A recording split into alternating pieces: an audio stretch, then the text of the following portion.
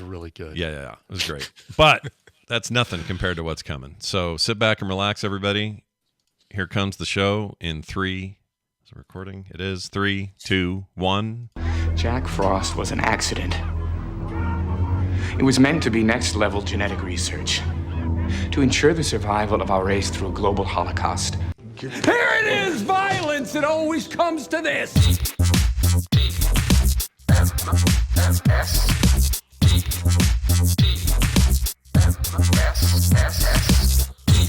The morning stream. Look out, Muppets! Ah, it happened again. Hey, everything's working fine. Jeez, I don't know why. They changed a thing, and I'm just not used to it, man. My fingers get weird on the new way it works. Anyway, Yeah, I got to figure that out. Hey, everybody, welcome to Thursday. Nothing else is broken, I swear. It's just my finger. It's TMS for May 11th, 2023. I'm Scott Johnson, and that is Brian Ibbett. Hi. Hello. Hi. Hello. Hi. Just a reminder, this will be your last TMS until next Thursday. Monday, Wednesday, or Tuesday, Wednesday are not happening next week. Okay? I'm going to be gone. Brian might do some stuff over on his Twitch channel, twitch.tv/Coverville. All right? That's right. Keep an eye there. Keep an eye out there, and you might see some stuff. This You is might our see some stuff. scheduled podcast uncoupling, scheduled temporary podcast uncoupling. Yeah, I've heard that. So we have that's the new thing other than fading. It's gone. Yes, Yeah. exactly. A scheduled, conscious, planned. Although fading, that means it's scheduled. fading It's always redundant. implied like a longer term you're gone, right? Right. So if it's an uncoupling, our term is better because we really are only going to be 3 business days. Yeah. But we're basically turning it on and then turning it off and then turning it back on again. Right. But just a little bit of a gap. So is there a term for like long term, final destination, no more show kind of fading? What is that? I see what you're saying. Yeah, because fading implies that you go from doing your regular show to doing either like a show at 50% volume and then at 20% volume, or doing. Now I'm doing a 12-minute show and I'm doing a 2-minute show. You're right. And I'm doing it weekly. Now I'm doing it monthly. Now I'm doing it yearly. It's a permanent hiatus. Yeah. Is what it is. All right, that works. So we are not on. We are neither on permanent hiatus or anything else other than a temporary. What'd you call it again? Scheduled temporary podcast uncoupling. I'm never going to remember it. I'm going to try, but I won't remember I have it. a hard time remembering it each time I say it. I think I say it differently every time I come up with it. There was something I was going to show you in pre-show, but I may as well do it in main show. Look at this. So I'll put this in Discord. You got to see this. So this guy on Etsy, I'll try to find his address. Look what he's making. So I want to get one right away. It's a World of Warcraft style map of my state. There's one for all 50 states. Look at that. Isn't that cool? So you can get the Colorado one, of course, Nevada, whatever, but that's Utah. And they even oh my God, that is great. They basically gave it zones, right? So yeah. Salt Flats, the Goblin, down here it's basically the Barrens, Goblin Valley, Canyonlands, all that stuff toward the southeast. Yeah. Provo. Somebody said, I'll bet Provo chat's really awful or something like that. That made me laugh. Right, it's the Barons chat of Utah, basically. So for those who can't see this in your home listening, it's somebody took the styling of a World of Warcraft map down to the pinpoint. Exactly, even showing you where caves are that are usually indications of raids, right? Exactly. Indications of instances. Oh, you made me want to go find out from a real map if some of these are tunneled. They might be. They might be tunneled like highways. Oh, and stuff. Hilarious! That would be so cool. Right. Anyway, they make all 50 states, and I think maybe even a whole U.S. map or something, or maybe some other countries. See, that'd be so cool. I feel like they should have, if they've done Wyoming, Nevada, and Colorado, and Arizona, they almost should show those at 50% visible, right? So Utah is still highlighted. But I don't like all the brown area on the sides. I think the reason they do that, or I could be wrong, I'd have to talk to the guy, but I think it's if you do an actual World of Warcraft game and you zoom into a zone, let's say Utah's the zone. Is that what you get? You don't? I thought you get. I think it cuts out the other stuff or makes it kind of obscure. Not even if you've already been there, but if you backed out one level, you would then see the larger.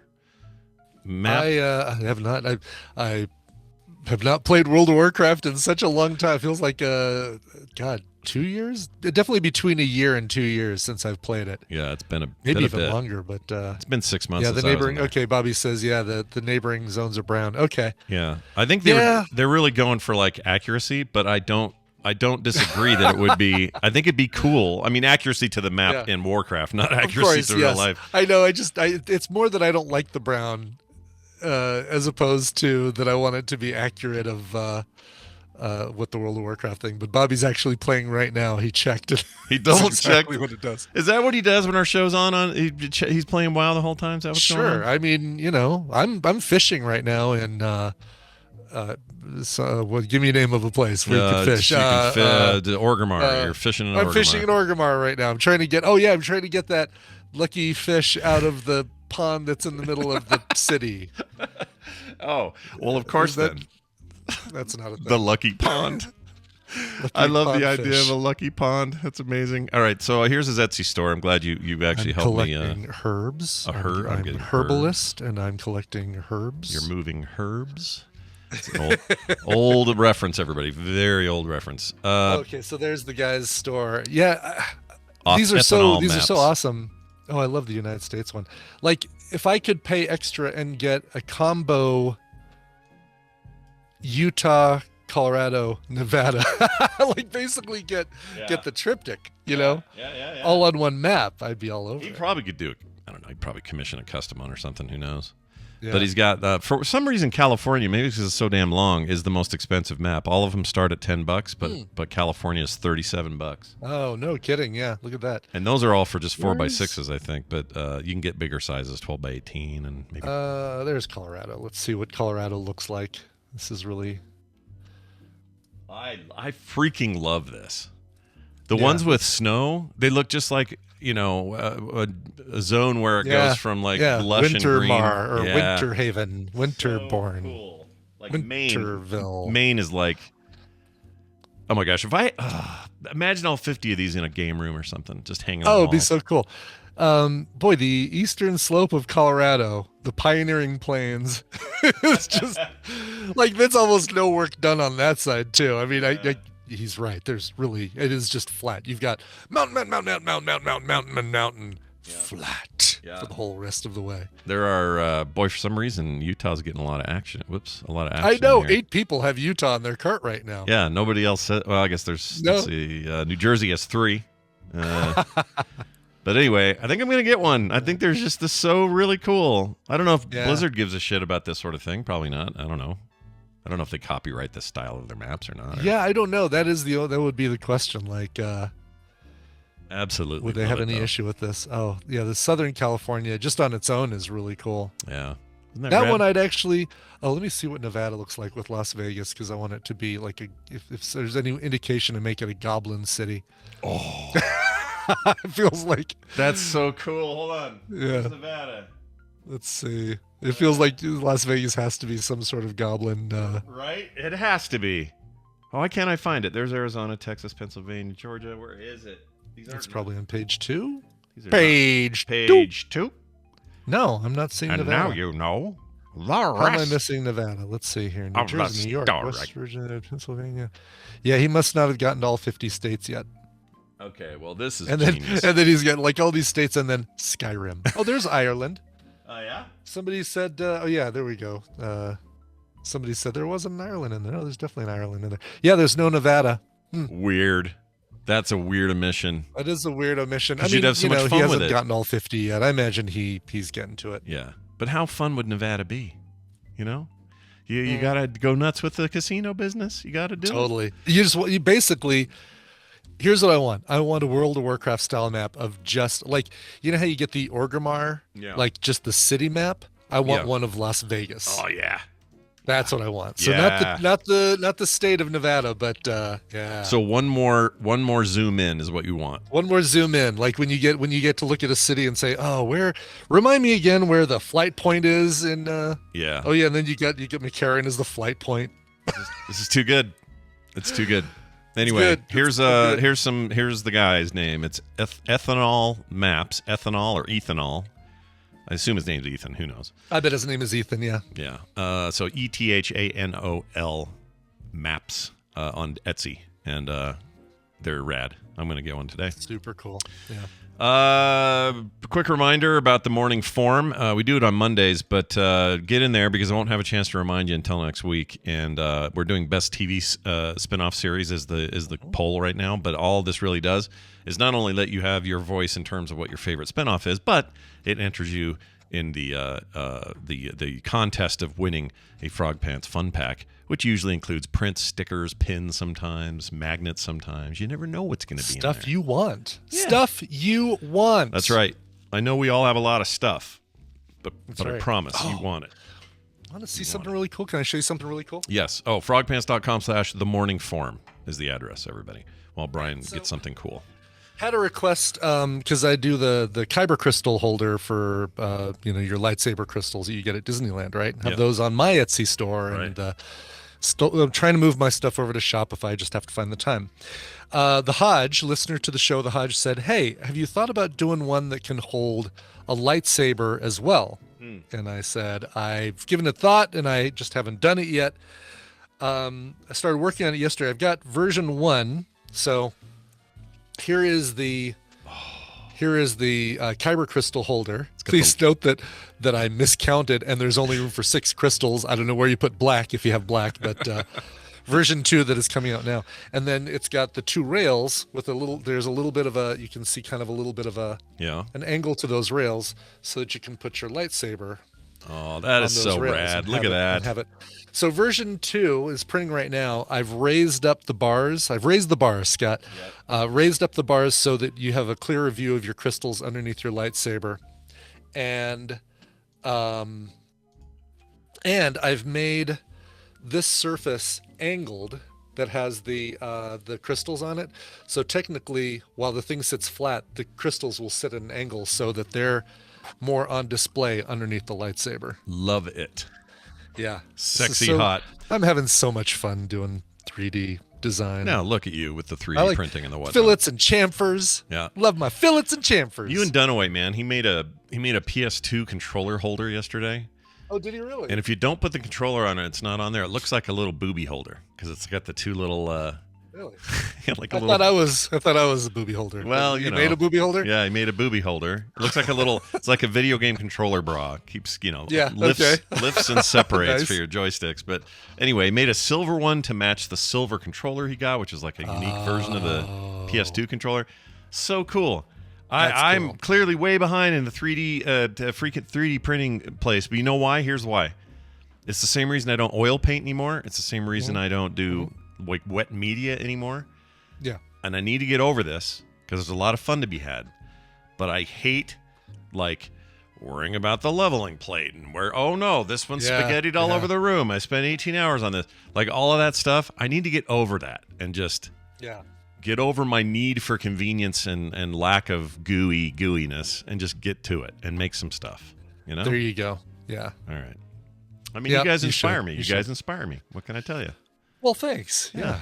You're creative. We like to inspire. Well, we strive to inspire. And you succeed. All right. What else? So, I got a question before we pull Amy in. Yeah. It says nothing to do with Amy. All right. Okay. All right. How hairy is too hairy is the question. And here's where it came up. Last night. You asked me this just after I watch a movie featuring Dan Hedaya. So I'm glad this is a good time to ask this question. The answer is too hairy in his case. Yeah. Too hairy. So Kim and I went to Van's soccer game last night after Play Retro. We ran out the door as soon as the show ended and watched him play soccer. And afterwards, it's just Kim and I. And we thought, hey, we should go grab something to eat. She says, well, what do you want? And I'm like, Greek food sounds okay. I need something kind of light. I was thinking salad or whatever. Yeah. But somehow we ended up going to this Mexican place, which is not light and whatever. No. But I love Mexican food. The Mexican place where they give you food while you wait for your food. Yeah, and then bring more to you if you feel unsatisfied. Did you scarf down all your chips before we brought your food? Great, let's bring you some more chips. Yeah. I hate the ones that try to charge you though for a second round of chips. I hate that. Oh, I know, I do too. Yeah. This stuff costs them pennies. There's no reason to do that. But anyway, we're there. We go to this place that we like called La Fontaine or Fountain. I don't know what it is. Fontana. It's very good there. Fontana. Nice people, nice place, good food and all that. So we sit down and we're doing our thing. Our waitress comes. Our server. Fonda is Spanish for fountain because we have those here. We have a fountain or fonda here. Fonda, which I think is Spanish for fountain. If it's named after the Spanish word for fountain. Let's see. Mexican restaurant, Utah. This is called. Oh, it's literally La Fountain. Okay, La Fountain. Okay. That's dumb, isn't it? That's all right. That's nothing wrong with that. Sure. La Fountain. La Fondant would have been more fun. I guess it's The Fountain. Exactly. Yeah. Anyway, there's one in West Valley and Tooele, Riverton, out here in Sandy. Anyway, so we ate there, and it's very nice. Server comes over, and this woman, lovely lady, super nice, just a really amazing service. They're always good there, but she was in particular just great. Brian, she had the hairiest knuckles I've ever seen. Whoa, really? Wow. So now I'm not. It's no judgment. Like you got, of course. Everyone's got their weird little bit. I got a weird hair that grows back here on the back of my arm that gets about 4 inches long for no reason. I have to cut it about once a month because it's just like, where did that even come from? And that's been growing there since I was 20. Like, funny. We all have weird stuff. Yeah. But this lady's hands, almost like the Seinfeld man hands episode where the lady had man hands. Yeah. They weren't man-handy at all. They're very feminine. Yes. But just thick, curly, gnarly, hairy knuckles up in this zone, then a knuckle, then this zone, and then even right before the nail, just a little patch of, business here. And it was like on both hands. The finger of the, and she's and I see her and I go, oh, she seems nice. And then she's like handing things to me and I'm like, oh, I mean, I wanted to kind of be thrown off, or I felt thrown off by it. I didn't say anything. Right. Right. I'm sure she still was nice though. She was so nice. She was very kind, very awesome, on time with everything, checking on us all the time. There's nothing wrong with her at all. But she had these hairy knuckles. And I guess the lesson is, yes, it doesn't, like, I really do have no judgment toward her of any kind. But I can't lie to you and say that I didn't notice these giant hairy knuckles. It was impossible for me to not notice it. It's kind of like, for me, if I'm in a public place, I think Bill Burr has a bit about this, but if I'm in a public place and I see a gay couple, all right? Yep. I'm thumbs up. Sweet, bring them in. Let's go. Let's everybody have a great time. You're all, this thumbs is great. Up the gay couple. Yes, nice couple. They look like they're happy. Everything's great. What if one of them has hairy knuckles though? Well, this is where I'm getting at. If they suddenly lean over and like do a long, passionate kiss over their table, sure, I am in all ways totally fine with that display of public affection. Sure. However, there's still a little piece of me somewhere way down that goes, ho, hey, ho. A couple of dudes making out over there by that tent. Like it just is in me to notice it above me noticing, say, some cis white couple that comes in. I think there's still, there's, this is, I'm not going to say it's new to us. It's not new to us. This is something that we've seen for most of our lives. But there was a time, like when we were younger, that things like that were treated as a joke on television. You had people cross-dressing and, just for laughs. It's how funny is, people cross-dressing or Jack Tripper's gay. Ha, ha, ha. Three's Company. It's a whole plot point. Yeah. So, I mean, there was a whole period of our lives where we were supposed to be, we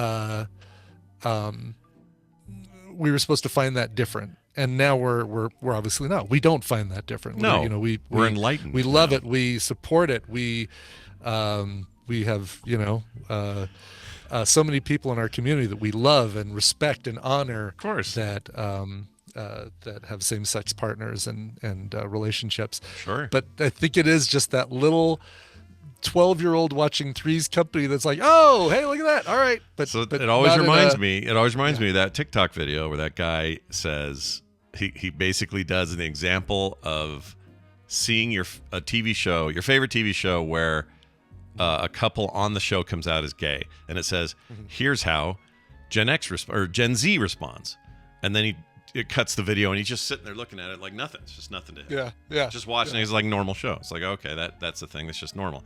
And then millennial. And the millennials are there going in the same chair. They sit as soon as they see it, they sit up and go, "All right, yeah, okay, woo!" Like all that. Yeah. Then they show Gen X, us, and it's so dead on. He goes back into the chair, sees it happen, and goes. That's what I was expecting was going to be the face. Yeah. Oh my gosh, you guys! Look at that! Like they're gay, like that. And then the boomers. They're back like this, and they sit up and they go, "Oh, for shit's sakes!" And they take their controller and they're trying to change the channel, and you know what I mean. So he kind of nailed. He kind of nailed it. I can't believe they made this show woke. Exactly. And you and I are in this generation of a weird pivot. Not saying everybody, obviously, it's too blankety, but we're in this pivot zone of we were all taught to tee-hee a little bit when we were younger. Yeah. But now we see it for what it is. Like it's a weird thing. So I don't know. That made me think of this lady's knuckles. like I need to stop. I need to get in my head that it's okay to feel like I'm 12 years old again, going, dude, you see her hairy knuckles? And also be in my 50s going, oh, she is great, man. Give her a $10 tip. She was freaking rad. I hope she helps us next time we come here or whatever. You know what I mean? I think people understand what I'm saying. Trying to figure out what Wabbit Magic just says. Pivot Ibit. Pivot Ibit. Well, I just said our generation. I just said our generation is the pivot generation. Oh, we are the pivot generation. Yeah. When we were at the TMS Vegas and there was the concerts going on, there was a couple sitting back behind the merch table, and they were working the merch table. They were running it. I don't know if they were part of one of the other bands or friends of the bands or anything like that, but there was so much PDA going on that it was distracting me from the show. Like I could not look away.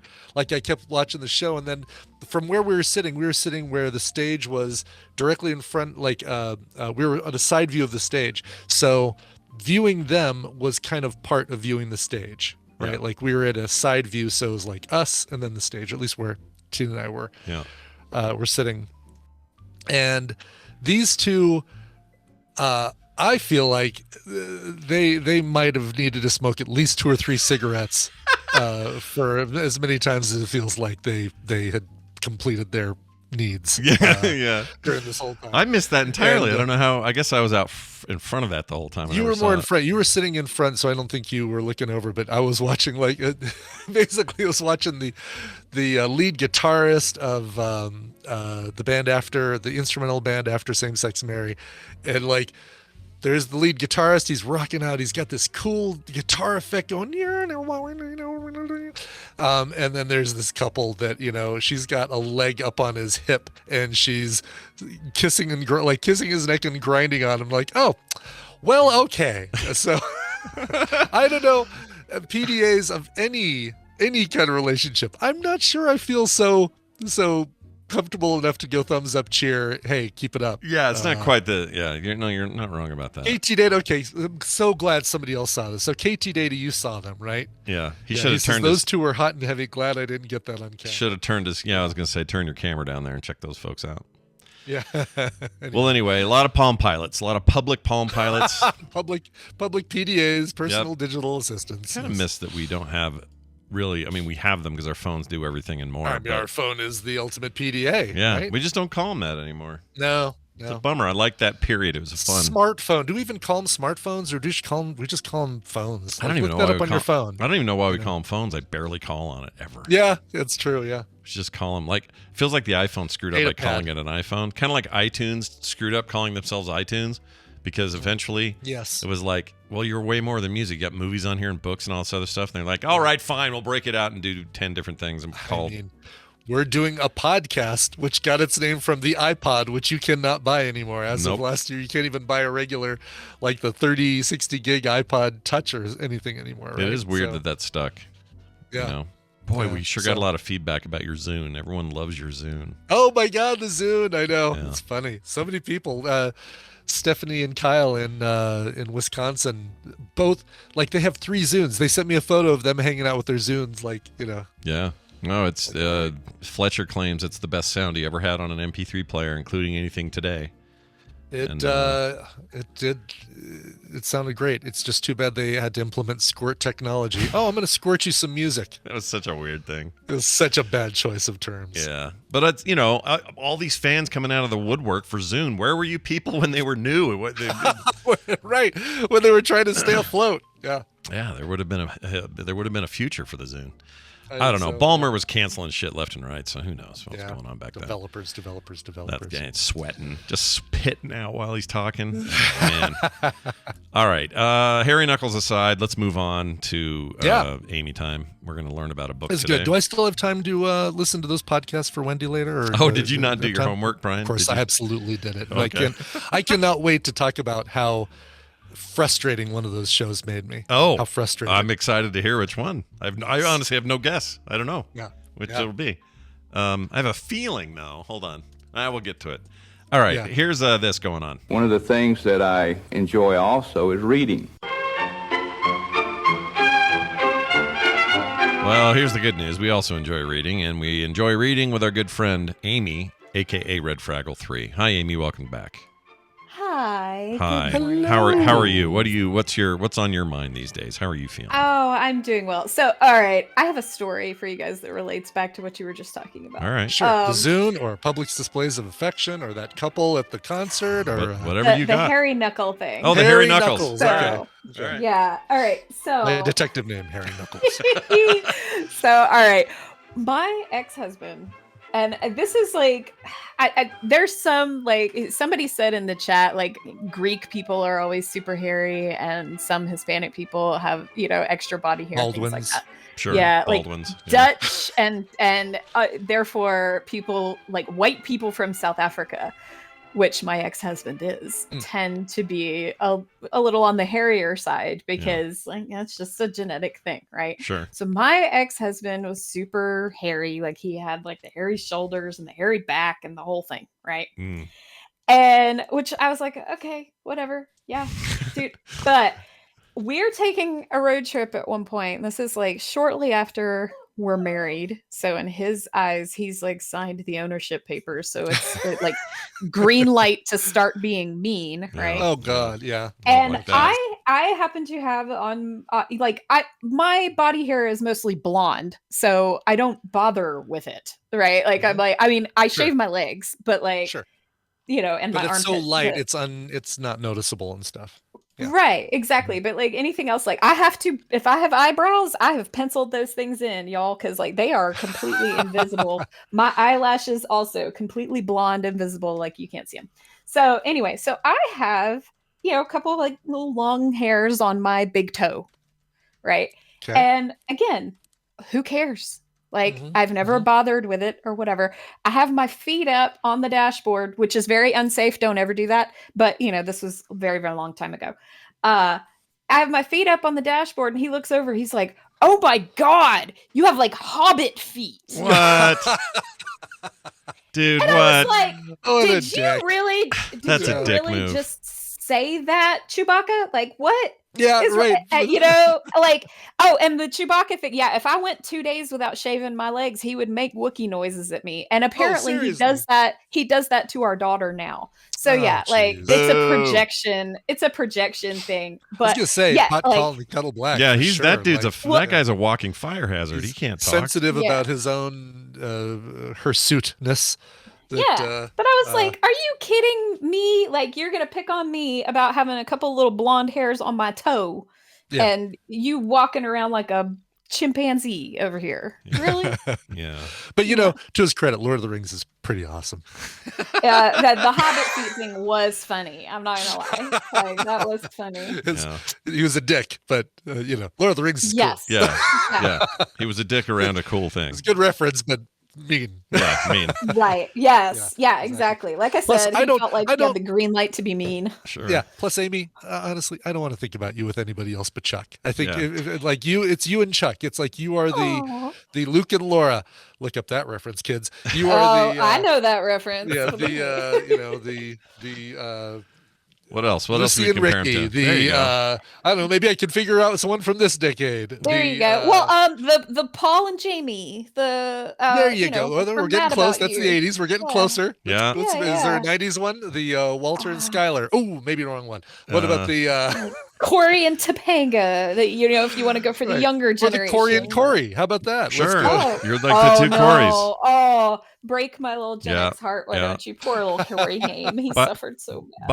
By the way, Icor says the Luke and Leia. Hey, there's problems with that, Icor. Can't go there. Yeah. That's that may have worked right prior, just prior to the third film. You might have gotten away with that one. I'd sooner kiss a Wookiee. Yeah.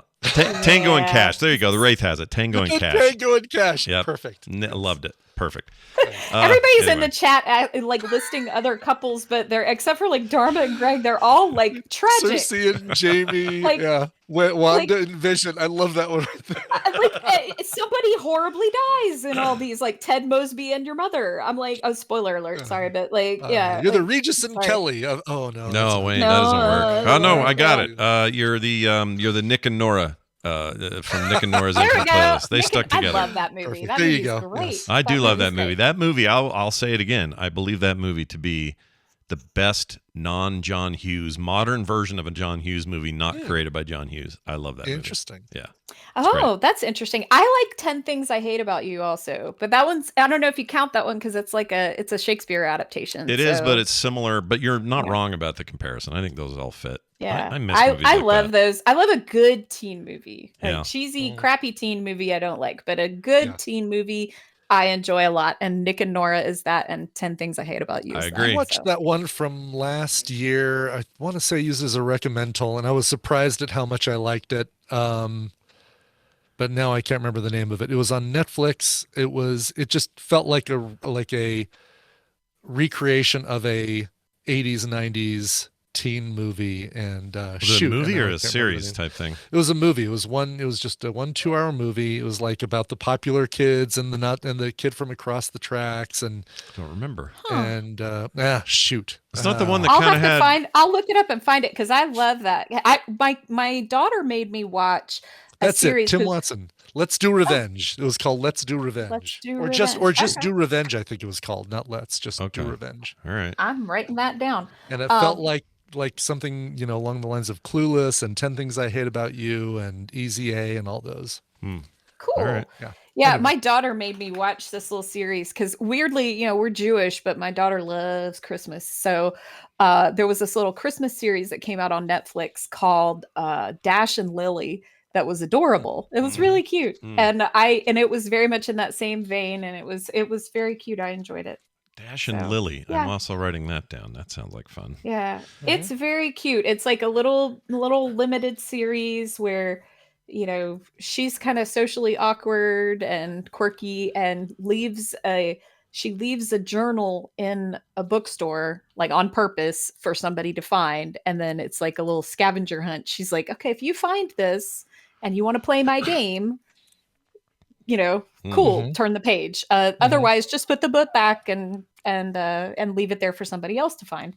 And so this dude picks it up and they go about giving each other little adventures through the city via this book. It's very cute, and they live in New York. So nice, very cool. All right. Yeah, it's cute. Really I'll check cute. it out. All right, look, we got a recommendation on top of an upcoming book recommendation. I know you get like a bonus recommendal, guys. There you go. Hell yeah!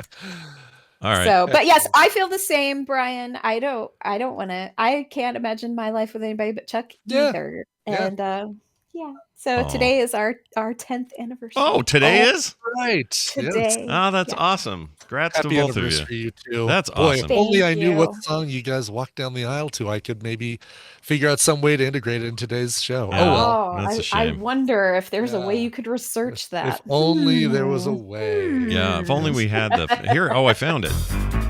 Just kidding. Meet Amy. She claims Chuck left his bike in the garage. He says no. All right. Well, let's get to your book. Right. I got a clip here and everything, yes. so you got to set this we have up a for clip, yes, and I will. The one thing I will say is just brief content warning. This clip has a very short reference to like suicidal ideation. So if you're sensitive to that, be aware. But there you go. All right, here we go. A conversation about rain. 19 years before she decided to die, Nora Seed sat in the warmth of the small library at Hazeldean School in the town of Bedford. She sat at a low table staring at a chessboard. "Nora, dear, it's natural to worry about your future," said the librarian, Mrs. Elm, her eyes twinkling. Mrs. Elm made her first move, a knight hopping over the neat row of white pawns. "Of course you're going to be worried about the exams, but you could be anything you want to be, Nora. Think of all that possibility. It's exciting." "Yes, I suppose it is. A whole life in front of you. A whole life. You could do anything. Live anywhere. Somewhere a bit less cold and wet." Nora pushed a pawn forward 2 spaces. It was hard not to compare Mrs. Elm to her mother, who treated Nora like a mistake in need of correction. For instance, when she was a baby, her mother had been so worried Nora's left ear stuck out more than her right that she'd used sticky tape to address the situation, then disguised it beneath a woolen bonnet. I want that person to narrate my life, if that's possible. No kidding. Right? Yeah. Yes. So this is that's one of my favorite things about this book, which I will go ahead and say the title of and everything. It is The Midnight Library by Matt Haig. And I think that's how you pronounce his last name. It's Haig. And it's narrated by Carey Mulligan.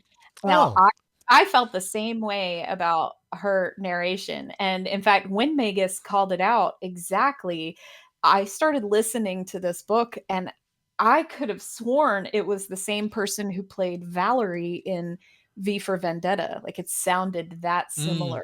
So I was like, oh, that sounds like her. And so I was like, both, not only by the story, but also by her narration, I was disturbed and comforted at the same time, because of that. If you've seen V for Vendetta, like that part of the story is like, it's very bleak, but also she's providing a voice of comfort and, whatnot. And Win Vegas even called it out in the chat already. So, but it's not the same. I looked it up. Not the same person, but it's funny though because we were talking about Carey Mulligan earlier, Promising Young Woman and Great Gatsby, and she's in this Inside Llewyn Davis that I'm going to be watching. So it's the all Carey Mulligan episode. It's also we also talk about Nick and Nora's infinite playlist, and then this person in this story is Nora. And like, Nora? what the heck is going on, man? Yeah, crazy. Yeah. Anyway, weird how all that subconscious stuff intersects. Yep. So, as I mentioned, and the book kind of mentions that she decided to die. So the part of it was, I mean, the book opens that way, and you're like, whoa, okay, why does she have some horrible disease or what happens? And so I'll leave that a bit of a mystery for you, but she does eventually decide to die, and in the moments between life and death, she is given access to a place called the Midnight Library, where she sees this woman, Mrs. Elm, the librarian from her old school, who showed her compassion and kindness, and she's given access to this endless library of books, each book representing a different potential choice she could have made. And so if you've ever wanted to see how your life would turn out if you made different choices, then that library gives you the opportunity. You can open any book and see what would have happened if I had not stopped trying to be an Olympic swimmer, or what would have happened if I decided to study glaciers, or what, any of like those the sliding things. doors, but ultimate, like you get to read all the different sliding doors options or timelines that you would have been on. Well, interestingly, the mechanic in the book is just that they look like books, but then she actually gets sucked into that reality. Gotcha, like linking in. Okay, gotcha. Yes, Ambassador Domo, I'm sorry about the whimpering. My dog is in here. Chuck is it's Chuck. It's part of their marriage. It's just what you get. That's right. Yeah. This is how they do their anniversary. Let's not, let's not no judgment. No judgment. Like I said, we're the pivot generation. We see everything with new eyes. All right. That's Right. Oh no, Benjamin, I'm petting the dog. there's no not petting him. He just wants out of the door. Yeah. And yeah. So this Matt Haig guy, this Matt Haig guy's interesting because he's got a ton of books, but he's also got just as many children's books. I wonder how those all are. Yeah, I haven't. This is my first foray into some of his stuff, and I'm excited now because I have a new author that I really am enjoying. Did we say the name? We did say the name, right? The Midnight Library is the name of the book, right? Yes. Yes. Okay. The Midnight Library is the name of the book, and yeah, it's great. I really enjoyed it, and it was. Yeah, it starts with her seeing there's the Book of Regrets, and the librarian hands it to her, and it's it looks like it weighs about as much as any of the other books, and then she hands it to her, and it's really heavy, and so things like that are kind of they're a bit on the nose, but good things to kind of explore. And she kind of just looks at all of her regrets and says, okay, well, what if I had decided anything different about any of these regrets? No. And then as she explores those, some of the pages in that book disappear. It gets a little lighter. Ooh. And yeah, so he's got some really interesting ways of exploring like how to look at life and how to look at the choices you make and how to just how to have perspective on the life you currently have versus the one you think you could have the had, one you think you thing. want. Yeah That's good stuff. I will definitely check this out. I may get the audiobook because I just love that narration. It's really good. Oh yeah. Right. Yeah, it's really, really good. I mean, I tore through it really quickly. So to give you guys a little bit of a inside look at how I pick these books and whatnot, like I will grab an audiobook and then we have open studio time over at our art studio, and so I will go there and start throwing pottery and just listening to my audiobook. And so I sit there for 2.5 hours, like getting mud all over me and whatnot, and listening to an audiobook. And then by then, of course, I'm like well into the book, and so then I devour it over the next couple of days. So there you go. So nice. that's how I do that. Very nice. Well, this sounds great. I'm very interested in it. Again, the book is called The Midnight Library by Matt Haig and is available everywhere you get your books. I see it on Amazon here for a pretty good price. And definitely check it out. Amy, always. I think Audible is having a special right now where things are reduced price. Oh, right yeah. now, so. Oh, yeah. They are doing it like really? sale thing. Also looks like if you've can't tell on the free, there's when you start you always get a free book. They may be doing like a promo where you get another free book if you just come back. Oh, interesting. I don't know. There you go. Anyway, so it's a good time to get into audiobooks if you're not already, and there you go. All right. For sure. It's Amy, aka Red Fraggle. Everywhere you find her, you'll find her under that name. Amy, have a fantastic day. Happy anniversary. And may all your public displays of affection end in coitus. We'll see you soon. Oh, jeez. Well, not her in particular, but just the one she witnesses, right? I mean, I guess technically, eventually, they all will. They might. Yeah. Isn't it funny how it may the not word be right away, but I find the word coitus way more cringy than any other term. Yeah, I hope that's not how you signal to Kim that you're in the mood. Shall we retire to the bedroom for a little coitus? I mean, it would freak her the F out if I did. Let's say that. Yeah, okay, I'm sure. She would not be into that. Let's say that. No. I think, nope, I'm done. I'm good. I'm all good. Thank you very much, though. All right. That was great. Thank you, Amy, for hanging out with us. We really appreciate it. We are going to take a break. And when we come back, my sister Wendy will be here. She's going to check up on us, make sure we did our homework. I know you and I did, but let's see how many of the listeners did. We had a whole lot of you ask about those links again, so I think you've done your homework as well. And we'll see where we end up, where she wants to take us next. That'll be after this break. But first, song from Brian. Yeah, so we're going to New York City for this, and one of my favorite genres, I've talked about this style a lot, power pop, stuff like Fountains of Wayne, The Kinks, Elvis Costello in his heyday, Nick Lowe, stuff like that. Power pop, great stuff. And here is a band that is still keeping that sound alive. The band is called Joy Buzzer. They have a brand new single called I Wanna Scream. You're going to hear it right now. From New York City, here's Joy Buzzer with, like I said, I Wanna Scream. What am I doing poking behind that bird? He's only doing 35. Audacious.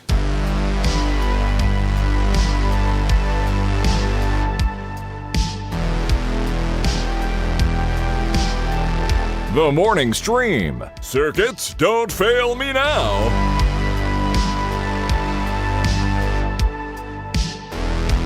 All right, that brings us to the midway point of the show where Brian can tell us once more who that music was One more by. time. That's New York City power pop purveyors Joy Buzzer and a brand new single from them called I Wanna Scream. Nice.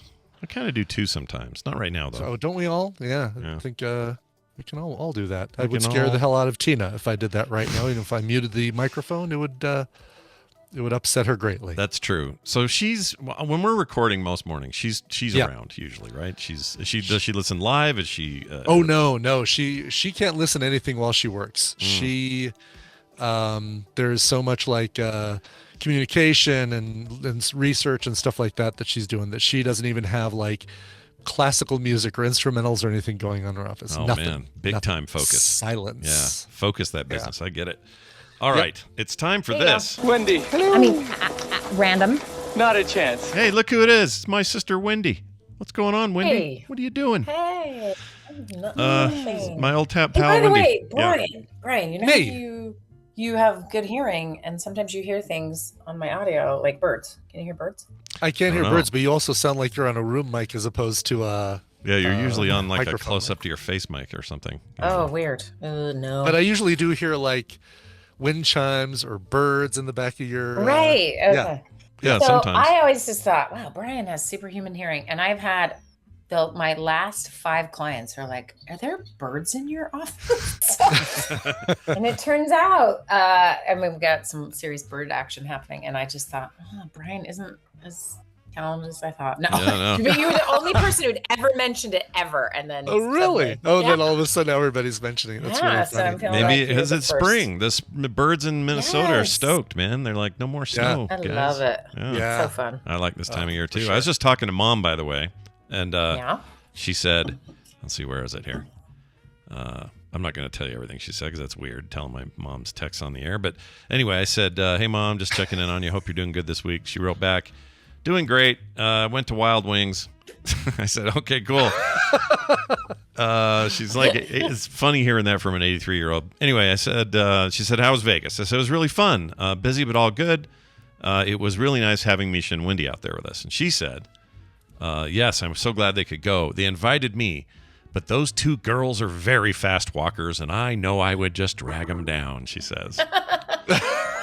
So, anyway. Yeah, we didn't walk anywhere. That was no. funny. That's the funny part. Yeah, There's that's it. so Is little the funny walking going part. on. She would have probably been fine, but anyway, she's doing good. You know, it's funny. I don't give her enough credit for being as internet savvy as an 84-year-old can be. You know, I know. 83, She's whatever she is. 85 this summer, just so 85? you know. You're right.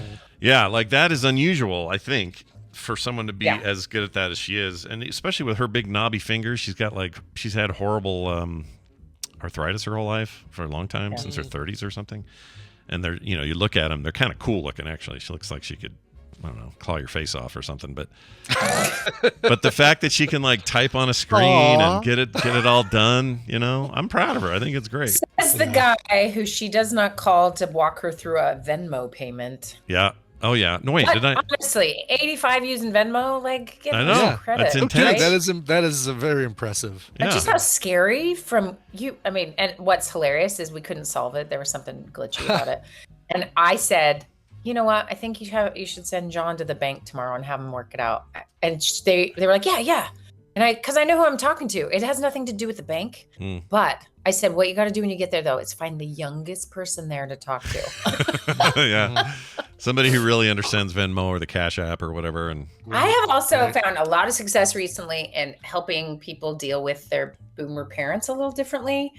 And the key is to just actually call them, like get yourself to make the phone call time. Like we figured out how to do it because all boomers have to answer a phone. Yeah. It's like not an option to not for them. Right. Whereas you don't call a Gen Z ever. Never. No, you're never going to get them on the phone. It's going to be, could you just text that to me? Yeah, you've got to use their love language. It's not going to work. So. DM that inside my DMs, please. Yeah, they don't do anything any other way. You know what's funny though is Taylor's generation. They still like the call-in. She loves to call. She'd rather call me than text me. Really? Oh, that's funny. It's weird. Wow. That's the most use I that get out of my phone. That might be a Taylor thing because I don't think that's common. It might be because I'll text her and say, "Hey, what's going on? You guys need anything?" And she'll say, "Hang on, I'll just call you." And she'll do that a lot. And maybe she's got a lot to tell you. Maybe. There's also I got a baby in my hand. And that's true. That's true. Yeah. All right, so this is the deal. Last week, Wendy gave us all some homework, and most of us did. I know Brian and I did it, but I think a lot of people did because a lot of people followed up and asked where the links were and all that sort of thing. Awesome. Yeah. So it's hard to get a good gauge on exactly how many people in the live chat or otherwise did, but we listened to both those episodes of those podcasts in anticipation for whatever you're going to do to us today. So what is that? What are we going to do? Do something to you today. That tells me a lot about your parental belief. Yes. Yeah. Okay, so actually, let's start with that. General sense from both of you, as you know, it was a cocktail. We mixed the two together, kind of on purpose. I mean, I did on purpose. Give me your senses.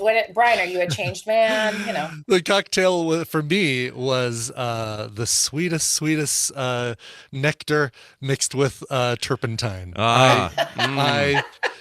I did not enjoy the Throughline podcast at all. I'm not even exaggerating when I say it's easily the only badly produced NPR show I've ever heard. Oh my gosh. There were too many voices. They had music beds that went on and soundscapes that went on far too long. They changed vocal effects like mid-sentence for people for no reason, like when the woman is talking about all the things that were gone during Katrina. Yeah. They kept alternating her like talking through a bullhorn and then talking like normally.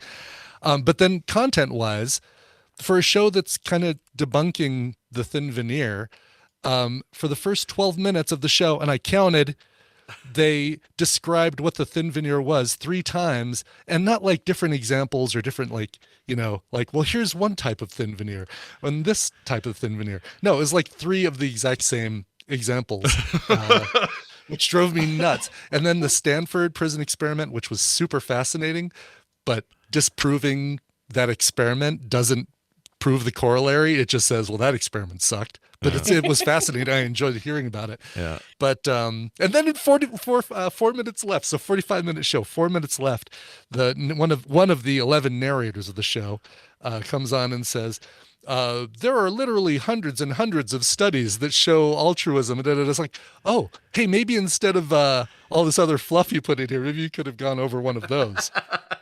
Now.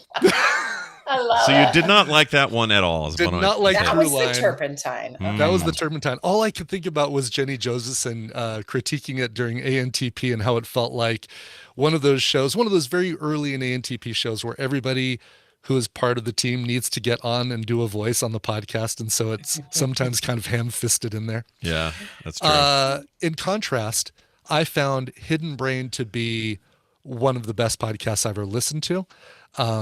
And purely from a content standpoint, I thought Jer Clifton was a great guest on this thing.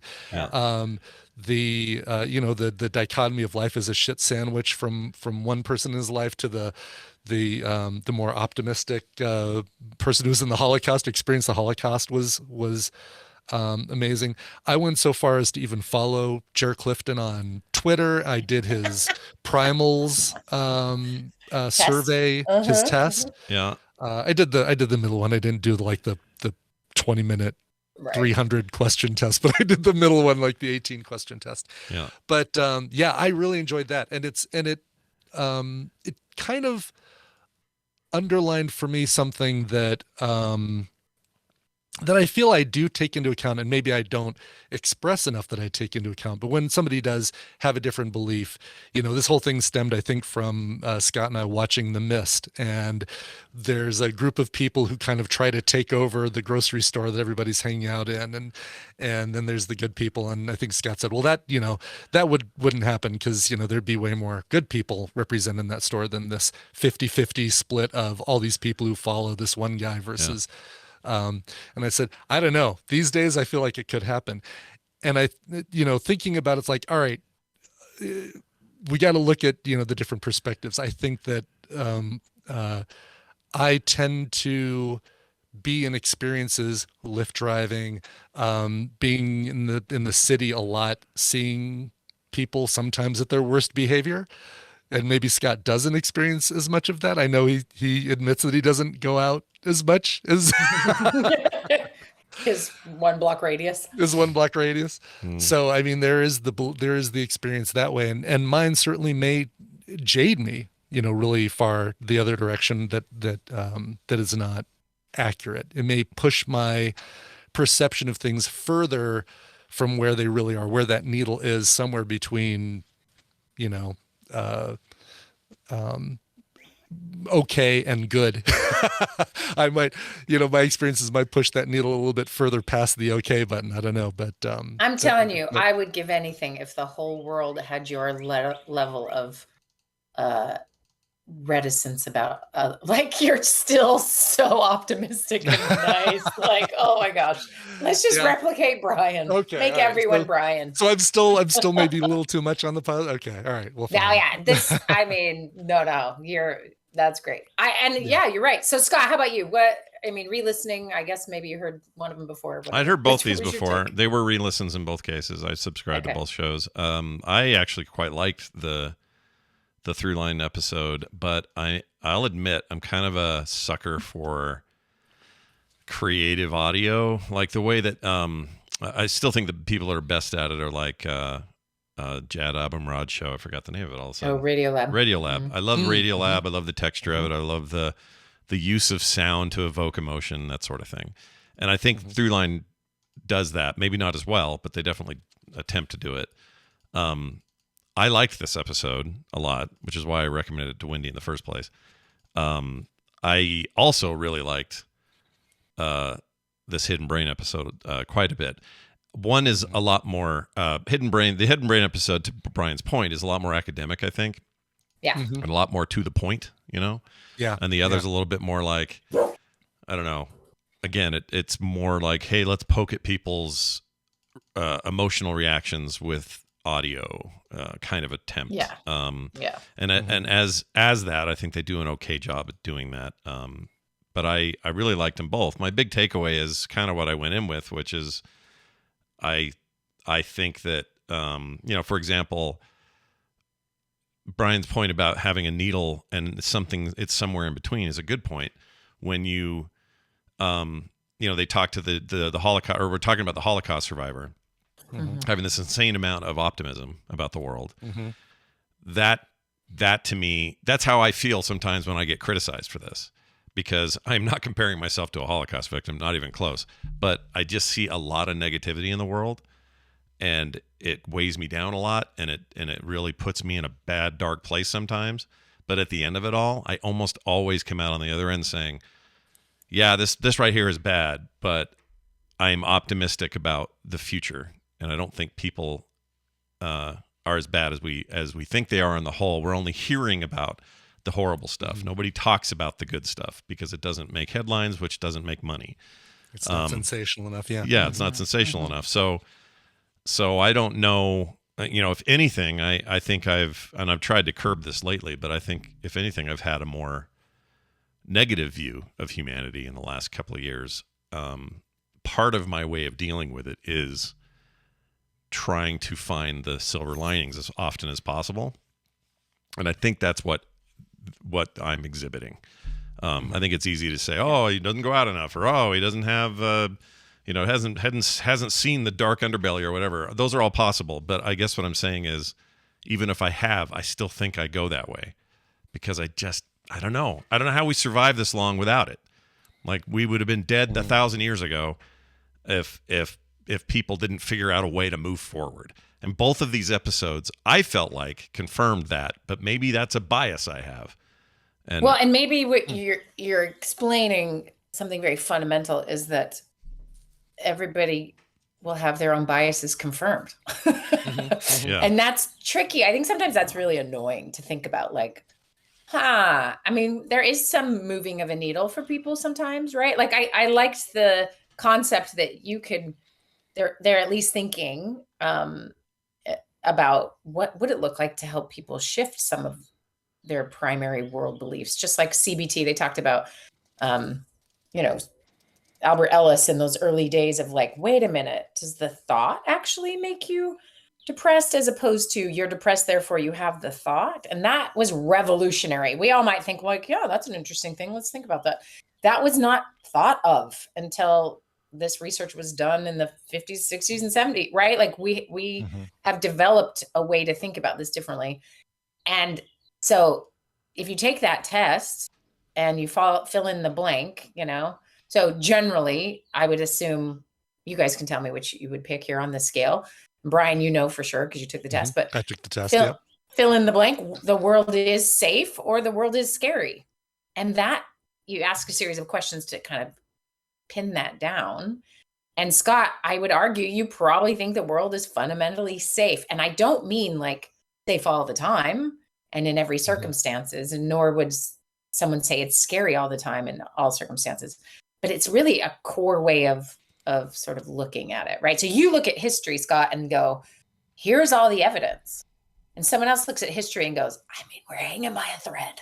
You know, like the evidence goes the other direction. Yeah, I mean, when Throughline was talking about Katrina and talking about how the information about the looters was completely blown out of proportion, that there wasn't that lawlessness going on with as severely as the media made it seem with the looters, but then the same sentence talked about the guys who took it upon themselves when there were no, or when they could get away with it, they were shooting black people, and the lawlessness wasn't there either. And it was almost like all right, here's how the media did take this one thing and say, let's blow it up for sensationalism, even though it's not quite as bad, but there was still some bad going on in relation to that sort of thing.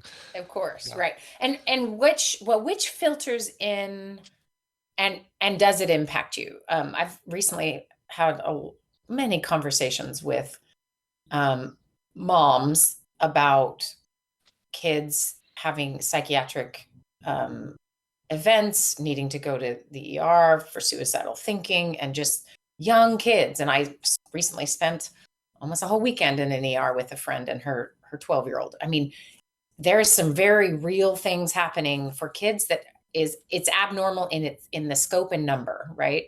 And people are just like, why? What has happened? Why is, the building that we were in an emergency room, one of the best in the city. And it had one hall and one room for any mental health emergencies, and the rest of the ER is for medical emergencies. And they said when it was built in 2015, they'd get one kid a month.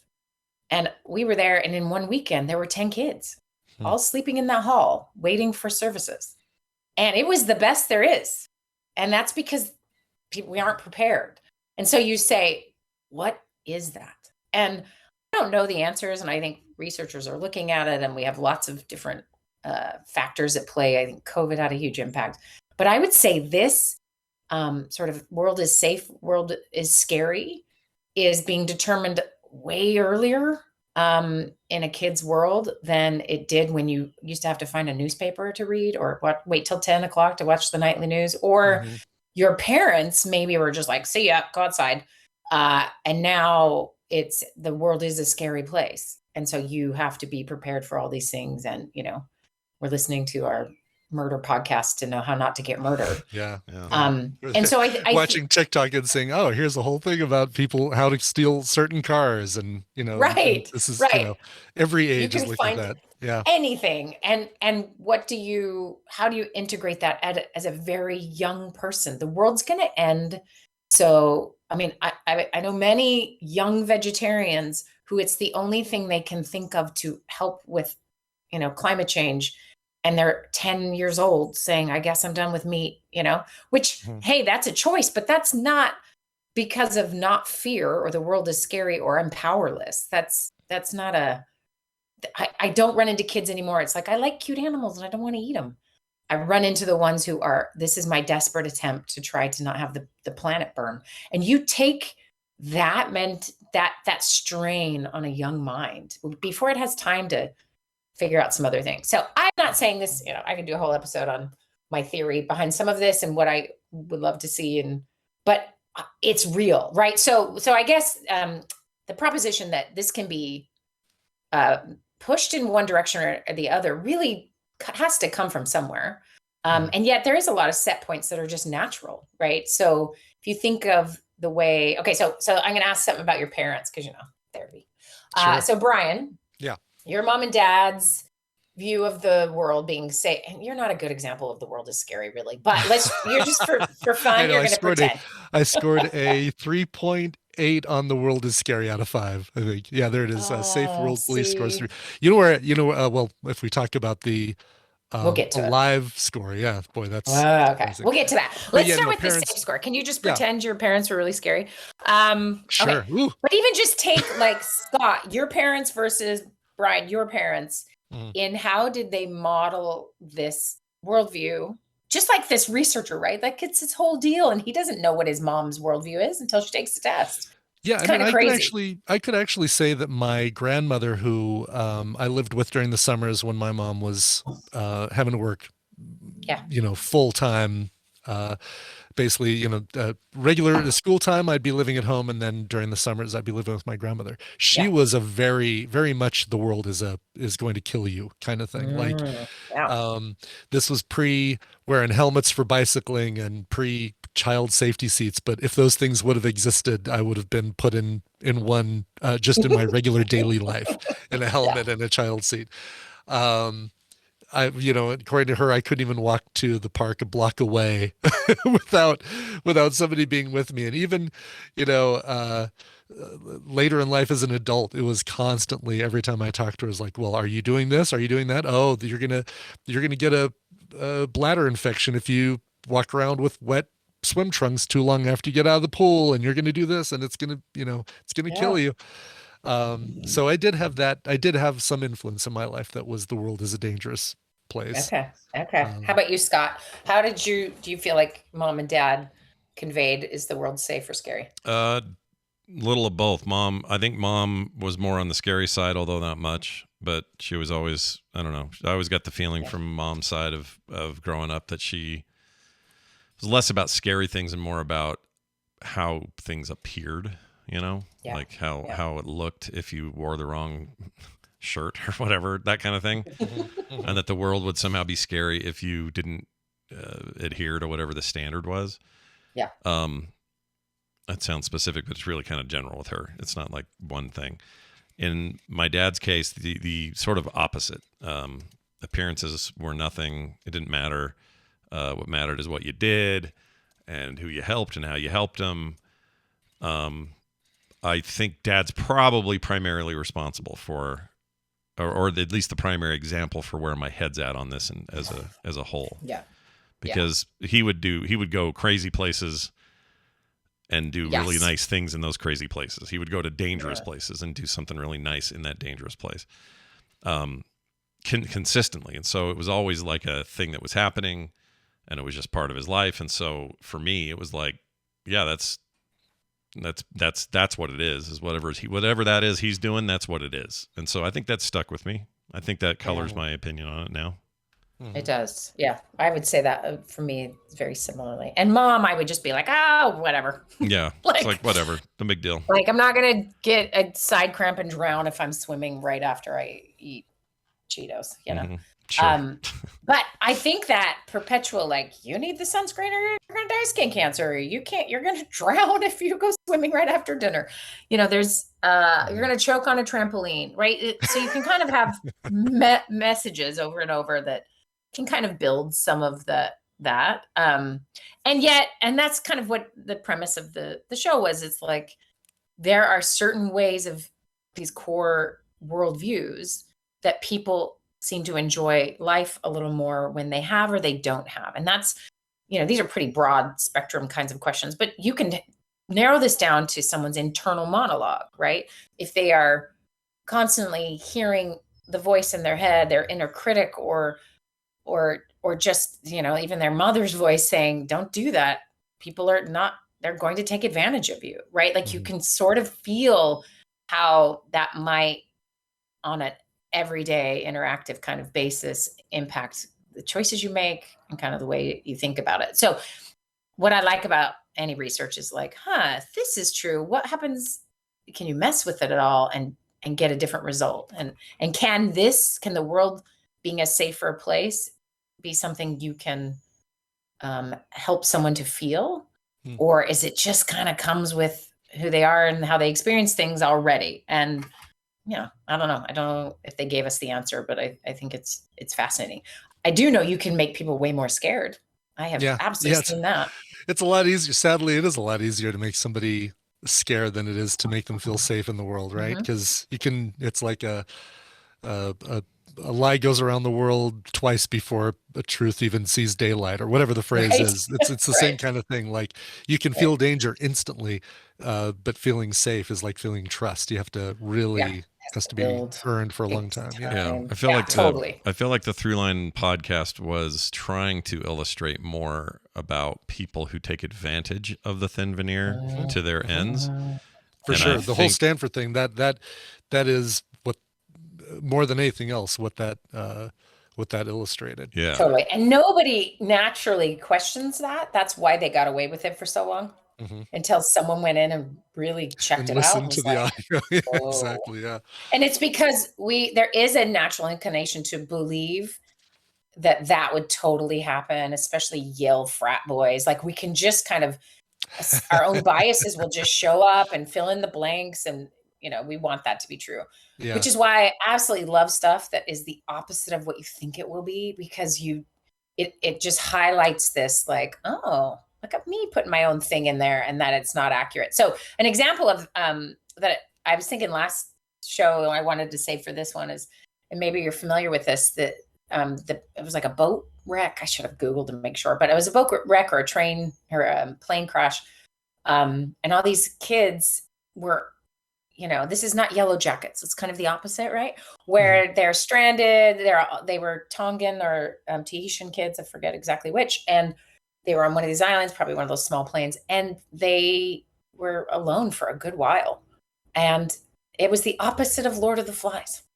It was good leadership and working together. And like, that's just not a book, nobody wants to read that. We can spend 5 seconds. I'm like, ooh, that's nice. Because it doesn't prevent us from being harmed. And that's what we got to do to survive. We need to know how to survive a plane crash with a girls' soccer team. Like, how am I going to do it? And so sometimes those, like you're saying, just don't maybe get that attention.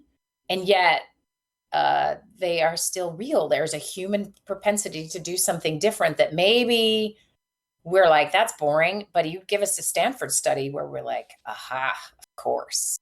It kind of helps us already believe what we believe. And I think that's kind of what happens. I do like at the end of the show of the Hidden Brain one.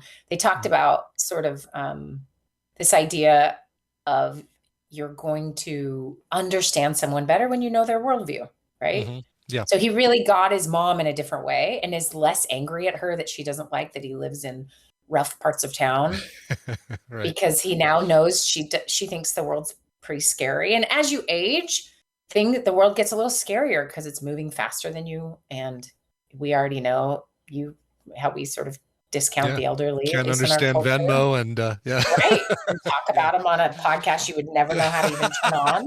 Right. Yeah. It's terrifying, right? So that, I think, world gets smaller and scarier for that too. Okay, so let's move to the next set of primal world beliefs. So the world is either enticing or the world is dull. So what do you guys think? Where do you fall in that? Well, I scored a 4.7 out of 5 on the world is enticing. Apparently, I really believe that the world is a fascinating and so 5 is the high, real quick, just to clarify. Okay. Yes, it's not 4.7 out of 20. Okay, I was like, that's not very high, Brian. But abundant with things that are interesting. I think that there were questions about some things in life are worth exploring further, but most of it is stuff you can just ignore. And I'm sure I strongly disagreed with that. I think you can find interesting things. You can find abundant things to be fascinated with, even in the stuff that normally you would ignore and discount. seeing cool architecture that you thought was just this, plain gray building, but then you kind of look and see, oh yeah, actually there's some kind of interesting stuff to it, is kind of a good example of that, right? Where you normally just ignore that kind of thing, and you start paying attention to those little details and find that there's something actually really interesting there. Yeah. Okay. Awesome. Scott, where do you think you would fall on enticing? Well, I didn't take the test, but I think I would also fall pretty high. I think there's all kinds of cool stuff in this world. Interesting, fascinating, not just locations, but people and cultures and, content. Yeah. Like I don't see, I'm going to take the test. I haven't, but when I do, I'll bet I score high on that. I bet with the creative mind and stuff that you have for drawing there, I feel like you might even score higher than a 4.7. Right. Like you'd be way up there. Yeah. You're the weighted GPA. You're in the 5.4 category. Right. Yeah, that is the thing that, and here's the thing about it. I'm really high in enticing. I think the world's way creative and interesting. And my fear is I'll never get to see it all or get to do it all. And that's like, there's an endless supply of things I could do. And that, right. Versus someone who thinks it's dull. I mean, that sounds like, you're making that up. If you really think the world's dull, you must be making that up, because it feels very fake or something, because it would be really fake for me to say that. And yet there are people who are just like, no, it's not, I don't want to. I know so many people who haven't even left their zip codes, right? Like that's so strange to me, because it's just not that interesting to them, or they're more comfortable. And there's nothing wrong with that. It's just really different from me. And if I got to know someone and learn that about them, it'd be so much easier to be less judgy or weird about it and just be like, no, that's cool. I'm going to travel to the next town and find something weird. And they're like, yeah, nothing, I don't want to. And you can just get along maybe better. I think there's power in that, of recognizing it is really different. However, we do know people who think the world is safe and enticing tend to be happier, because there is just interest and curiosity and all sorts of things our brains kind of really love to have, our feel-good chemicals that are a part of being interested in other things, and that the world is like that. So I don't know, that seems like something you could probably train a little bit. Yeah, I don't know. And if you're looking to take this test, you can Google, if you didn't listen to the show or hear how to get there, you can just Google Jer Clifton, Jer is his first name, Clifton, and then just test. And I did that through, I just Googled it or myprimals.com is the, that'll get you there too. Either way, however you get there, it's super easy. And just, I'm looking at it now. I haven't taken it yet, but it looks like it's pretty easy to get into. And here's the thing, we're going to do just one of his quick examples that he gives. Really, the through line was to get everyone to question that science is backed up that we're all evil. Okay, that's really the point of through line. Yeah. So, but if you're going to listen to one and you haven't listened to either, do the hidden brain one, because it gives you.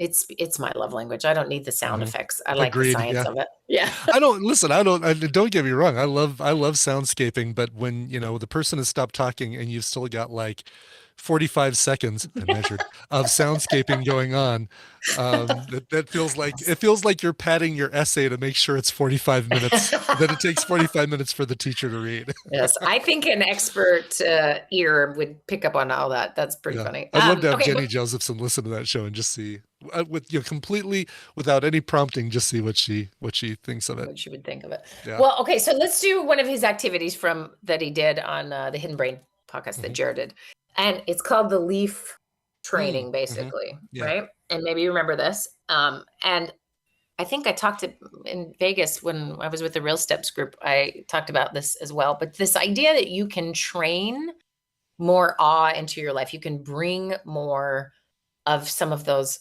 great sort of neurochemical experiential things into your life and make it less dull, right? So the idea is that you go somewhere, anywhere, your yard, it could be further away, and you just find a leaf.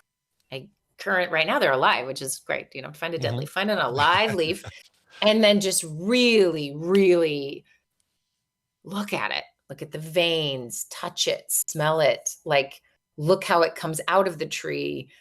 Just really pay attention full focus on this amazing thing in your hand. And if you know about chloroform and you know chlorophyll, not chlorophyll. Then also that's a different discussion. Yeah, See, yeah. I tried studying chloroform, but it just kept putting me to sleep. All of the functionalities of this thing, like just really, really get into it and like let it, appreciate it. Now think about after you do that, enjoy it, and then think about all the leaves from all over the world and all the different types and just like the incredible abundance.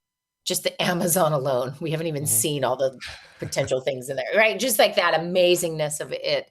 And now imagine this was the only one, right? And it would be in every museum in the world. It would be frozen in time. We would worship this thing because it would be so incredible instead of it just like a million of these on the ground, right? Yeah. Billions and billions of these. And so it's just this moment of like forcing a perspective shift to feel some awe.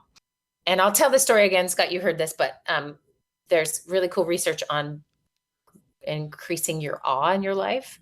And awe is a nice combo of being like slightly afraid, but in wonder and something's bigger than you. So like a really crazy thunderstorm will do it, where you're like, we might die, but also, it's really beautiful and that kind of thing.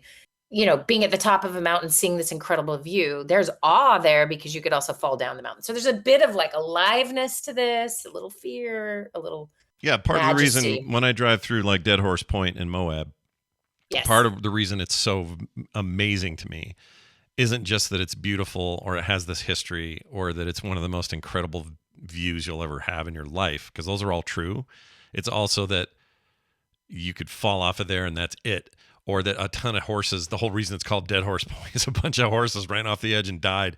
Like there's always like some things are awe worthy because they are scary and frightening and whatever. Yes. Right? And that from a safe place to see the scary, or from that it's enticing, but you've got to have enough safety for it to be enticing, right? Like, so you can see there's this like blend or recipe that needs to be followed for us to kind of enjoy these things. So anyway, what they did is they took these two groups of 75-year-olds who were struggling with depression, anxiety, just isolation, loneliness, and they sent them on awe walks. And so 15 minutes once a week, they would go on a walk where one person, the control group, just went on a walk and then took a selfie at the end of the walk and did that for 12 weeks. And then a group of seniors were asked to do an awe walk. And that was like this leaf experience, but they do it with birds and bugs and, any flowers, like really looking at a dandelion, which we all think we don't like. They're awesome. They're the best flower ever, right? Like you really get into all these small things. You act like a young child actually, because they're in awe of the whole world. And you do that on purpose and take a selfie at the end of that. And so at the end of these 10 to 12 weeks of doing these different walks, they found the control group, nothing changed, maybe felt slightly better. And then the awe walk group, what they found was their depression lowered, their health outcomes got a little bit better, their anxiety dropped. And the coolest part of it, the whole thing to me, is that they moved from the center of the picture in their selfies to the corner of the picture. And soon the focus of the pictures were the cool things around them, right? It was less on themselves, which truly, going full circle back to my theory of the degrading mental health of young people, has a lot to do with they are always the center of every picture. And Every literally selfie. pictures. Yeah. And it's dangerous. Our brain, we're awe deprived and we need more of it. So the fact that you can go in your own neighborhood and make the world more enticing just on a walk that's incredible to think about. And that's why when we talk about mindfulness or we have these other strategies to really get us in the moment of our lives, this is what it's about. You really cannot be thinking about what you're going to post and enjoy the place you're living at the exact same moment. Like our brains can't do that quite and give us the chemicals we need. So it's like doing stuff on purpose. Anyway, so I really liked his leaf example. I thought that was a great one of just seeing the preciousness as well, like of something so ordinary.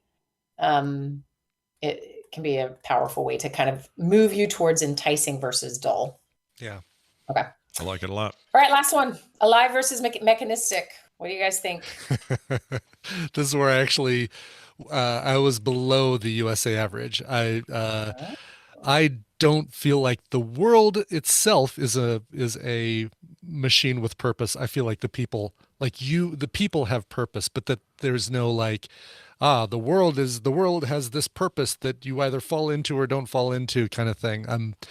I don't like thinking that the choices I make or the decisions or the goals I set for myself are part of anything more than a goal to get my community, my even personal self to a certain place, rather than the world is getting you to this place and you're just kind of along for the ride.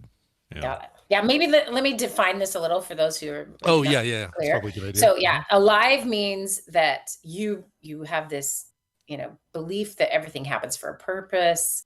You're intended to do things. There's like a specialness to you and everyone, and all of this is working together for some common real reason, right? Like meaning and value, which we know from all the happiness research, finding purpose and finding meaning is crucial to feeling good, right? So that's probably why that scales for people who are feeling a little better about life, that they feel they have a purpose. So mechanistic is more like nobody's special. We don't need you. It's a little more indifferent. And like you said, there can be this distinguishment between like me and my own sphere versus I'm impacting, the butterfly effect. One butterfly flaps its wings and it affects the whole world. It's kind of the opposite of that. Like, you live, you die, you pay your taxes and maybe raise a kid. But it's not that special versus this sort of bigger, deeper, alive sense. Okay. So what was your score on that again? What'd you say? I scored, let's see. I scored a little bit above I scored 2.4 and the USA average is 3. So a little bit below the world. And I think obviously spiritualism and religion have some effect on that. I don't consider myself to be, I'm not religious at all. If anything, agnostic probably, as opposed to atheist. Yeah. Open-minded in case there is something out there. Yeah. So I'm not complete like, no, there's nothing. I'm saying I definitely am saying there's a chance. But I feel like that's probably why the world score is higher, or the USA score is higher. Yeah. Ooh, I want to see the numbers in like Finland or other places where there's sort of, it'd be interesting to see these results from for sure. Different places. Countries would be, just that tend to be more less religious or not, or have their basic needs like healthcare met. How do they respond? Okay, Scott, how about you? What do you think in terms of where you fall? And it's not just religious, right? It can just be also my purpose is to run this organization that helps people feel good, right? So how about you, Scott? So having not taken the test again, I don't know exactly how it would score me, but my take on that is I don't believe in like determination or destiny or everything has a purpose. That whole piece of business is just not, doesn't even resonate with me like at all. But I have a strong belief that people can make individual differences, can make individual destinations. Like if somebody really wants to do a thing, they will either do it or can die trying, and it'll be a respectful trying. Like there's a way for everybody to make a positive impact and do it in a real meaningful way. But there's nothing where it's like, for sure, 100%, this person here will be the one who does the thing. Like I don't believe any of that. Right. The difference between people who think that everything happens for a purpose versus I think people have a purpose. And it's up to them to fulfill that purpose versus the world creating that purpose for them. I don't think there's any like framework to where we're supposed to fit into that. We're just supposed to do the best we can with the time we have. Yes. And I don't know his exact take on those definitions, but I would describe what both of you are saying is the aliveness I think of, right? A little more than, mechanistic. I just think of it. It's like, it feels so, it's saying mechanistic, and I feel like that's almost where my spot on the bar graph is putting me. Yeah. I don't feel like it's complete, like, it's not a good definition. The world makes no difference whether what I do in it, kind of thing. But because if that's the world, if that's your deep world belief that it makes no difference no matter what I do, that if that's what we're measuring, right, then you're gonna not be enjoying a lot of things. Yeah, right, exactly. Then what's the point? Yeah, versus you're in the alive category for individuals, maybe not some collective. I think, and that's it. I think that if this was asked as, questions that separated people as a purpose and destiny versus the world itself or the universe as a destiny, like the way he describes it, those who see the world as mechanistic see the universe as a mindless machine with no plans or desires, which I kind of like, all right, the universe doesn't have like a, hey, we're trying to get you to this point right here, but it still feels, that feels so empty and devoid of of life, that description. And I don't feel like I terribly agree with it, but it is kind of where the bar put me, even though Gotcha. Okay, so I have a question that's kind of seemed sort of a little unrelated, but it might be. I don't know.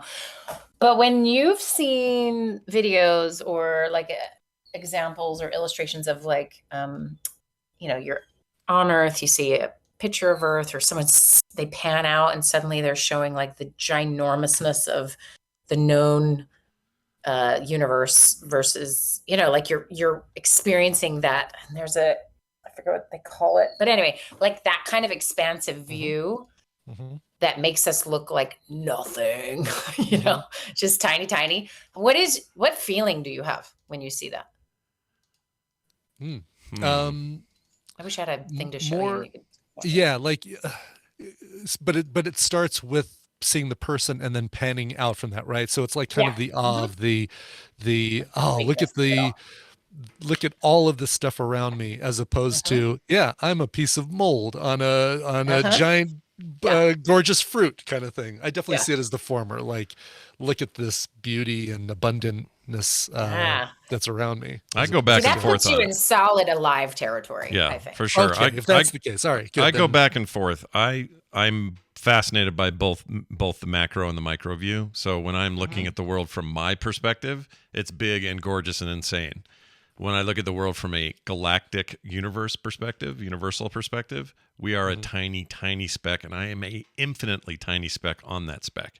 Like I think anyway that I have a healthy combination of those two things, because both of them put me in awe. Like I see a giant red cliff somewhere and just think, man, nature, time, Earth, this is amazing. I can't believe I'm here. And then at the same time, I can do the pale blue dot Carl Sagan thing and see the universe for what it is, and especially as we start to learn more about how large it really is, and these recent images from telescopes and stuff, I find that awe-inspiring as well, even though it diminishes my everyness. It makes us impossibly small in the larger scale. Because I think, both of you are talking about aliveness still, right? Like you can have a perspective that shifts, but neither use the word alone, powerless, purposeless. I think people who maybe tend to be more on the mechanistic side will experience like nothing matters. Really, like that's an example of like, no matter what I do here, who freaking cares? This thing is way bigger than me. Kind of like a negative, a little more negative. It's not awe they're experiencing. It's something else. Whereas both of you described awe, right? Yeah, for sure. Sure. Like I'd enjoy going on those awe walks and you would check out those the leaves. Roly polies. Is that what they call them in Colorado? Roly polies. Yep. Roly-polies? Yep. Yeah. I thought we call them incorrectly potato bugs growing up. Potato bugs, yeah. Yeah, they're not potato bugs. Potato bugs are very different, but we used to call them that. I do love a good regional word that is so unique. So I found one recently, and one of your listeners was in Vegas, and we laughed our heads off about it.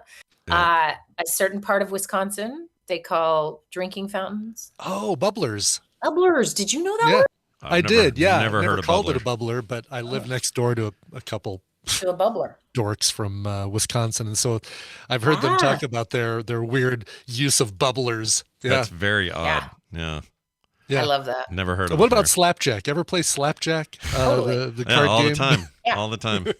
Didn't we? That Like that's That another was one. the one that came up yesterday. It felt like it was just a Utah thing. Like nobody in the chat room except for a couple people had heard of it. We're like Slapjack. Slapjack? Totally. What the heck is that? Yeah.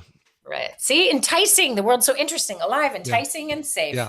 That's right. And here's the thing. You may be hearing this and going, well, none of those. I don't like any of it. The world's scary. The world's dull. The world's mechanistic. Hey, it's fine. There's room for everybody, right? It's just an interesting way to think about, can I, and I mean, if I'm honest, most of my job ends up being helping people loosen up some of their world beliefs and maybe not these exact topics, but feeling more safe, right? Like that's a huge thing I worry about and work on all the time with people. And helping them feel more alive, helping them see their own worlds as more enticing. I mean, it's the opposite is the thing I'm working against. So it may sound like I'm like, all biased. And I am a little bit because I do see people thriving in those categories. But can we shift some things and recognize that, hey, maybe I have a natural tendency to want to believe the negative thing. And what would it look like if I backed out of that for a minute and was open to being not right about human nature all the time, or, allowing some things to surprise me, or, that type of thing. That's why, as we all kind of get our news from the exact same source that is going to just give us a feedback loop of what we want to hear. I mean, we don't get surprised or learn or, maybe open to some stuff. And I think that has a negative impact on us. I just do. I do too. So thanks for going down this rabbit hole with me and experimenting a little bit. No, it's been great. If people at home are like, Wayne, I never got to hear any of this, go check them out. They're all wherever you get your podcasts. You can either do Through Lines, When Things Fall Apart, and then follow that up with, or do first the How Your Beliefs Shape Reality from Hidden Brain. And then listen to this episode again and see where you landed. I have now taken the test. Do you have any last second questions of where? Yeah, give us your scores real quick. Okay. Safe versus scary. Okay, so safe. How much of the world do you think is safe? Blue is me, yellow is average. Okay, I'm just getting used to this. I am let's see, pleasurable. I'm at a 4. Regenerative. Regenerative. There you go. 4 also. About 4.5 on progressing and about 3.5 on harmless. And I am. Is there like a set at the top of the page that says your safe world belief score and then a number, your enticing world belief score? Here it is. Yeah. So we got blue, orange, and yellows. I just have numbers. I don't have any. Oh, I got like full on Did you charts. do the 18 question survey? Did you do the longer one? Oh, I don't know. I assume there was only one. If you did 300 questions while we were just chatting. No, it wasn't 300. It wasn't 300, but it gave me either a chart. 99, 18, or 6 questions. I'm looking here. They don't ever really give me, other than the chart score, I don't have like number scores anywhere. Oh, weird. Okay. But the chart gave me, so the overall, the summary, you may believe the world is ... I got about 3.8 on safe, about 4.2 on enticing, and about 2.5 on alive. Really close. Yeah. So I had 3.8 on safe. You mean, are you trying to tell me that even though we share that difference in the movie The Mist, Scott and I are more alike than we probably realized? Weird. I mean, do you think this is a ploy by all media to show a fight so there's something to talk about? No, I think you're right. Dude, I went to and Scott's the prisoner. I watched a bunch of 3 and 4-year-olds play soccer yesterday with a dude who says some of the most gnarly, racist, kind of mean-spirited, freaking gross things, and I had the most pleasurable time with this guy. Here's the thing we have in common: we love this little kid who's out there playing soccer. That's all you need. Like in some cases, it's all you need. Grandpa? I didn't want to call out names or anything, but.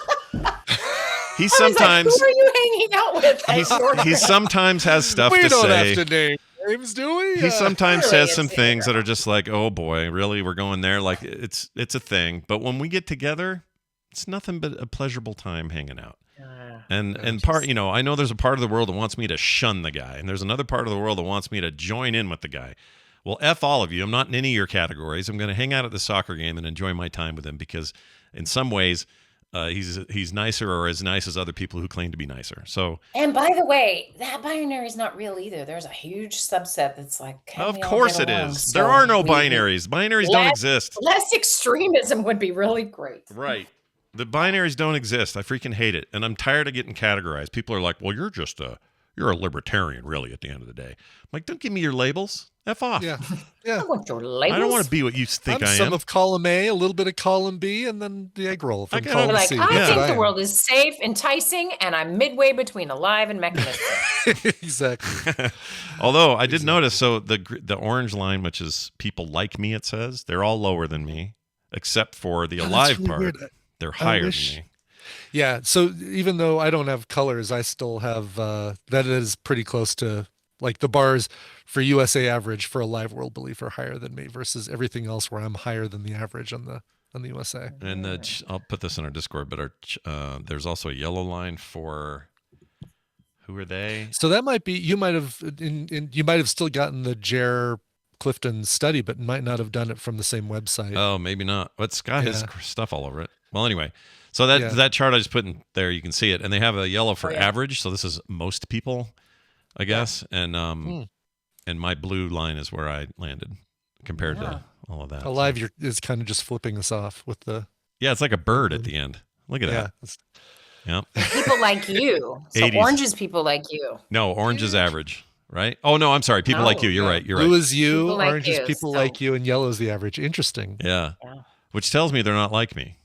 No, exactly. I know. That's what I love about the blue them. is so far from the orange on a couple of those that it's like, how can those be the people like me? The middle one is throwing the goat horns from like our favorite metal band, and then the last one is flipping us off. So that's interesting. I'll bet, because this one didn't ask me to log in, I'll bet you could look at mine just by clicking that, and you'd see my they numbers. let me just see it. Let's see. Yeah.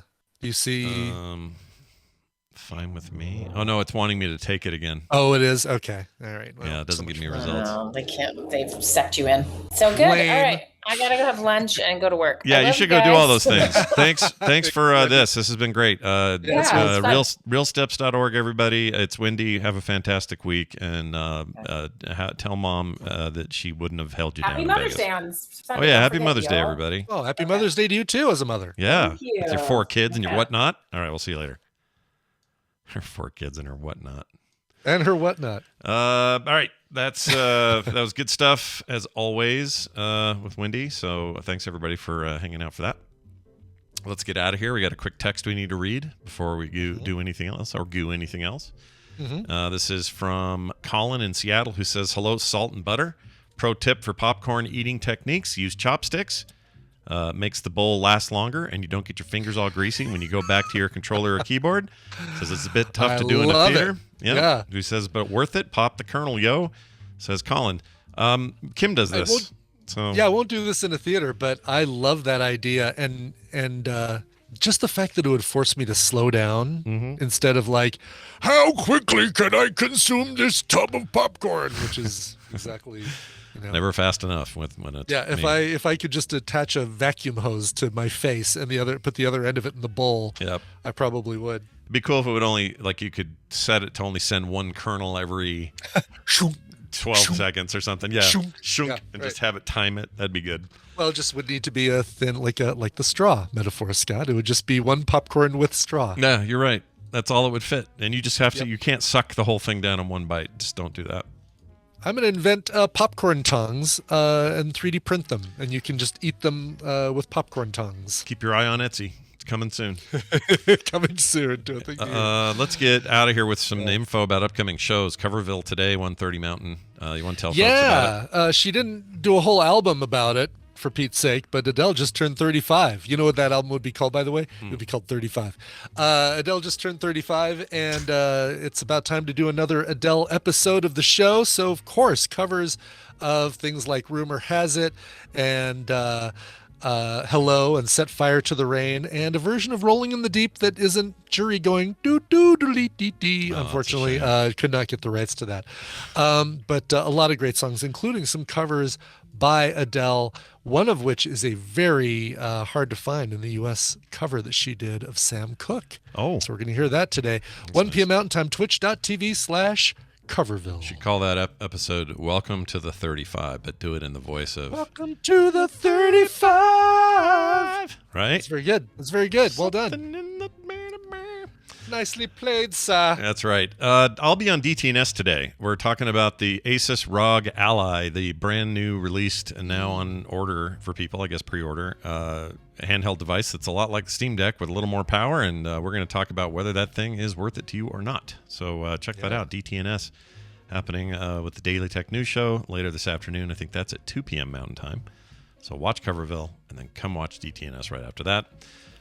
There'll be a Skim episode going up at some point today. Don't know exactly what time. Just got to get Kim in here and get it done. And Core tonight, 5 p.m., the usual Thursday evening recording of Core. A lot to talk about a bunch of new games that came out this week. So do check that out at 5 p.m. right here at frogpants.tv. Cool. And couch party tomorrow. We don't know what we're doing, but I like doing comedies that we couldn't necessarily do for Film Sack. Mm-hmm. You know, movies that we could split up or TV shows. Yeah, or TV shows, like that, stuff we can't do on there is always good, I think. So yeah, we'll come up with something in the next few hours and let you guys know. That's right. And prior to that, there will be a Guess the Connection. I'll be giving away some nerdy shit that I have around that I got sent via Loot Crate and was it Loot Crate, Nerd Box, or what was the other one? Geek Fuel. Geek Fuel. So one of those things that I got in there that I think I've got a flat pack Batmobile that you can assemble. It comes in like a little flat square, and you pop out all the pieces and you make your own Batmobile from the recent Pattinson Batman movie. I like that one.